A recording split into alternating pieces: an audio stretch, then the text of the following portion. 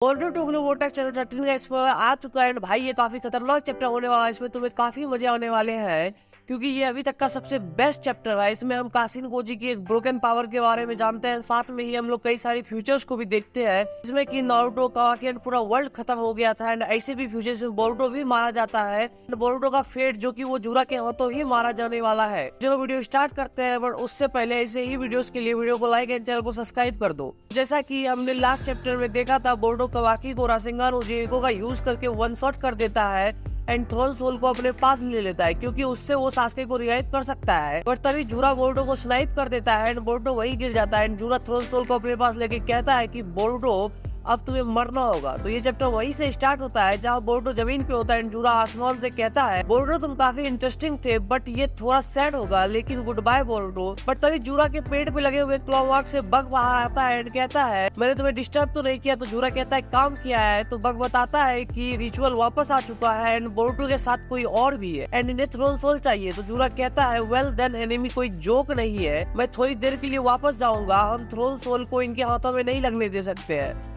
आगे जूरा कहता है तुम काफी लक्की हो बोरुटो, ऐसा लगता है जैसे कि हेवेंस भी चाहते हैं कि तुम थोड़ा टाइम और जियो। फिर हम एक फ्लैशबैक देखते हैं जहां बोरुटो स्टोन विलेज में शिनोबी से छिप रहा होता है। तभी उसे पीछे से आवाज आता है finally found you Boruto. And जब बोरुटो पीछे देखता है तो वहाँ एक टोड था एंड टोड कहता है मैं देख सकता हूँ कि यहाँ पे 20 लोग हैं, बट बोरुटो कंसर्न था क्योंकि वो इनोसेंट पीपल्स को नहीं मार सकता था। तो बोरुटो कहता है तुम कौन हो? तो टोड कहता है मैं तुम्हारा एनिमी नहीं हूँ, अगर मैं तुम्हारा एनिमी होता तो मैं भी सर्च टीम को कांटेक्ट कर रहा होता। तो टोड कहता है पहले यहाँ से निकलते हैं फिर हम बात करेंगे, मेरे बैग पे हाथ रखो। एंड बोरुटो जैसे ही ऐसा करता है तभी कासिन कोजी टोड को समन करता है एंड बोरुटो भी वहाँ पहुँच जाता है। इस टाइम पे बोरुटो अकेले है, मतलब की ये टाइम सास्के के ट्री बनने के बाद का टाइम है एंड जिस जगह पे ये पहुँचता है वो ओरोचिमारू का ओल्ड हाइड आउट है जिसे कासिन कोजी ने गेंजुत्सु का यूज करके छिपा रखा है, की वजह से कि इसे खोजना काफी मुश्किल होगा किसी भी शिनोबी के लिए। एंड वो आगे कहता है बाय द वे वो फ्रॉग निंजा टूल है, उसके थ्रू मैं ही तुमसे बात कर रहा था। इसका मतलब है कि बोरुटो को जो अभी तक हम लोग फ्रॉग का यूज करते हुए देख रहे थे या फ्रॉग से बात करते हुए देख रहे थे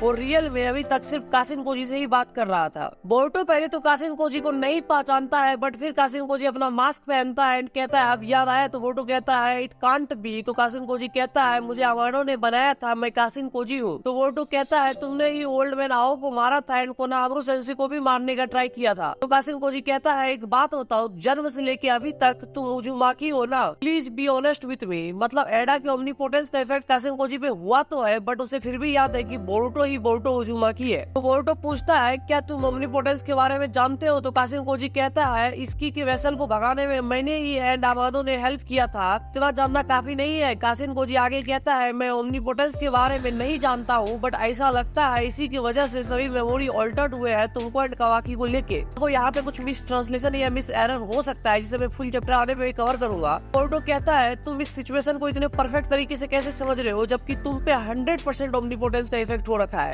तो कासिन कोजी कहता है बिकॉज मैं जानता था कि यही होगा, मोर लाइक कि मैंने देखा था। फिर कासिन कोजी बोरुटो से फाइट को लेके कहता है मैं एक मिशन पे था, सॉरी तुमसे फाइट करने के लिए। तो बोरुटो कहता है मैं एक शिनोबी हूँ, मैं समझ सकता हूँ। तो कासिन कोजी कहता है मुझे बनाया गया था इसकी को खत्म करने के लिए, बट मैं फेल हो गया एंड फिर मैं अपनी मौत का इंतजार कर रहा था, बट तभी मैंने देखा फ्यूचर। ये सडन था बट मैंने देखा समथिंग बियॉन्ड कंट्रोल, फ्यूचर का एक झलक। एंड इसमें उसने सिंजू को भी देखा था और हम भी इन सिंजू में से एक नए सिंजू को देखते हैं जो कि पहचान में आया कौन है? अरे ये वही गारा का बेटा शिनकी है, जो कि इस थ्योरी को और भी मजबूत कर देता है कि जूरा गारा का ही सिंजू फॉर्म है एंड इसलिए वो नारुतो के साथ इतना ऑब्सेस्ड है। जब उस टाइम पे कासिन कोजी को विजन आ रहा होता है तो कासिन कोजी सोचता है इसकी ऐसे तो खत्म नहीं होने वाला है, प्लेनेट अभी भी खतरे में, मुझे कुछ करना होगा। एंड उसके बाद जब उसने उस विजन को रियलिटी से मैच किया तब उसे समझ में आया कि जो वो देख रहा है वो सच में हो रहा है। तो बोरुटो पूछता है ओमनीपोटेंस मेरा एंड कावाकी की जगह को स्विच करेगा क्या? तुम्हें इसके बारे में भी पता था? तो कासिन कोजी कहता है मैं उस टाइम पर तक सिर्फ कन्विंस्ड था, बट तुमसे मिलने के बाद, तुमसे बात करने के बाद ये कंफर्म हो गया। ये काफी टाइम से चल रहा है कि कावाकी ही होकागे का सन है। तो बोरुटो पूछता है ये पावर क्या है एंड तुम्हें ये कहाँ से मिला? तो कासिन कोजी बताता है तुमने इसके बारे में अमाडो से सुना होगा, अबाउट शिवाई और सुसुकी, उसने काउंटलेस प्लैनेट्स को डिवोर किया है, इसलिए वो गॉड माना जाता है। वो एक एंसेंट सुजुकी है और हम सभी कारा मेंबर को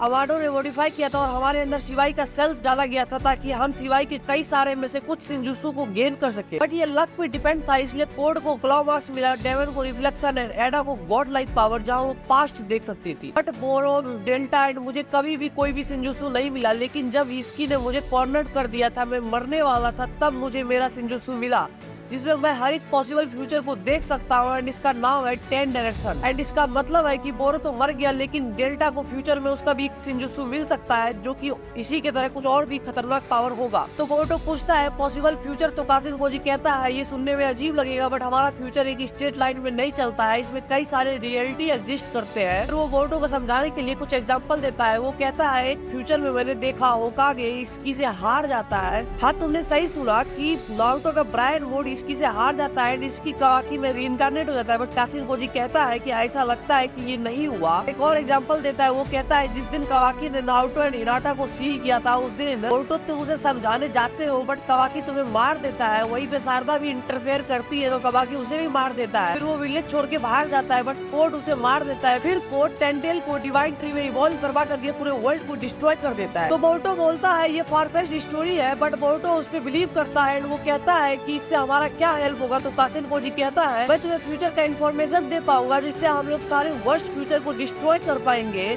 एंड मैं तुम्हें वो सारे jutsu सिखाऊंगा जो तुम फ्यूचर में सीखने वाले हो, इसकी वजह से कि तुम इस फ्यूचर में जितना स्ट्रॉन्ग बनोगे वो तुम अभी ही हो जाओगे और तुम फ्यूचर में और भी ज्यादा स्ट्रॉन्ग हो पाओगे। ये सुनकर के बोरुतो काफी एक्साइटेड हो जाता है। तो कासिन कोजी आगे कहता है सासुके उचिया को ट्री से बचाया जा सकता है, बट उसके बारे में हम बाद में बात करेंगे, लेकिन पहले मैं तुम्हें वर्स्ट पॉसिबल फ्यूचर के बारे में बताना चाहता हूँ। तो कि कई सारे फ्यूचर में होता है टेंटेल कोड के कंट्रोल से बाहर हो जाता है, वो इवॉल्व होकर सिंजू बनता है, जो कि करीब 400 सिंजूस होंगे।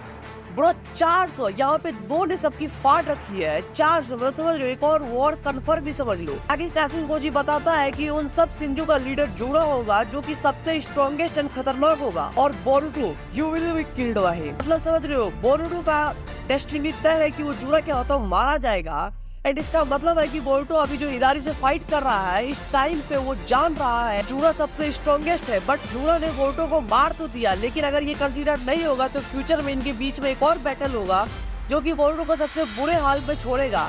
कासिन कोजी आगे कहता है उसके बाद हमेशा सेम होता है, कावाकी को टेंटेल को डिवोर कर लेता है एंड ये प्लेनेट डिस्ट्रॉय हो जाता है और हम लोग फ्यूचर के एक मोमेंट को चेंज करने वाले हैं। तो बोरुतो कहता है डिवाइन ट्री को स्टॉप करने के लिए कोई प्लान है, क्योंकि मैं अपने ब्रदर कावाकी को मारने के लिए कभी भी एग्री नहीं करूंगा। मैं उसे सेंसेस में वापस लाऊंगा, मैं उजुवाकी फैमिली को रिस्टोर करूंगा। वो अपने हेडबैंड को पहनते हुए कहता है टेंटेल, आर्मी, सिंजू और चाहे जो भी हो सब को एक एक करके खत्म करने का टाइम आ गया है। तभी हम प्रेजेंट में वापस आते हैं, जहाँ पे शारदा हट होती है, बट उसी टाइम पे हिमावारी को होश आता है एंड वो आकर के सबसे पहले शारदा को हील करती है। एंड यहाँ पे उसने ये खुद किया, मतलब वो खुद से कुरामा की पावर को यूज कर पा रही है, जिसे देख करके कोनोहामारू एंड शारदा भी शॉक होते हैं। वही फिर जब सुमिरे बोरुतो को हील करने को बोलती है, तो कावाकी कहता है और उसके पास मत जाना। फिर वो कोनोहामारू को कहता है, कोनोहामारू कहता है ये 1 इन अ लाइफ टाइम चांस है। वो बोरुतो को अवार्डो का दिया हुआ हैंडकफ्स पहना देता है, जिसकी वजह से कि बोरुतो कोई भी jutsu यूज नहीं कर पाएगा। एंड कावाकी का ध्यान तभी टोड पे जाता है, जिसे वो तुरंत डिस्ट्रॉय कर देता है एंड वो समझ जाता है कि ये कासिन कोजी का टोड है। तो कासिन कोजी कहता है कि ये काफी ट्रबलसम हो रहा है। तभी हम देखते हैं जूरा को उस क्यूब पे हिदारी के थ्रोन सोल को रखते हुए, एंड हिदारी तुरंत वहाँ से रीजनरेट होकर वापस आ जाता है। तभी मिसूरी जूरा को एक और थ्रोन सोल दिखाती है, जो कि डिवाइन ट्री से लटक रहा होता है, जिसमें मिसूरी कहती भी है आई वंडर ये कैसा पर्सन होगा। तो जूरा कहता है इसे हार्वेस्ट करो। फिर वो उसे निकाल के उसे क्यूब पे रखते हैं एंड ये प्रोबेबली सिंकी का थ्रोन सोल हो सकता है। बाकी ये चैप्टर यहीं पे एंड होता है, but bro what a chapter, इसमें हमने काफी कुछ देखा यार, लेकिन अभी काफी सारे ट्रांसलेशन एरर हो सकते हैं, इसलिए इस पे मैं अब फुल चैप्टर आने के बाद डिटेल में बात करना चाहूंगा। उसके लिए तुम लोग वीडियो को लाइक एंड चैनल को सब्सक्राइब कर दो। चलो फिर बाय।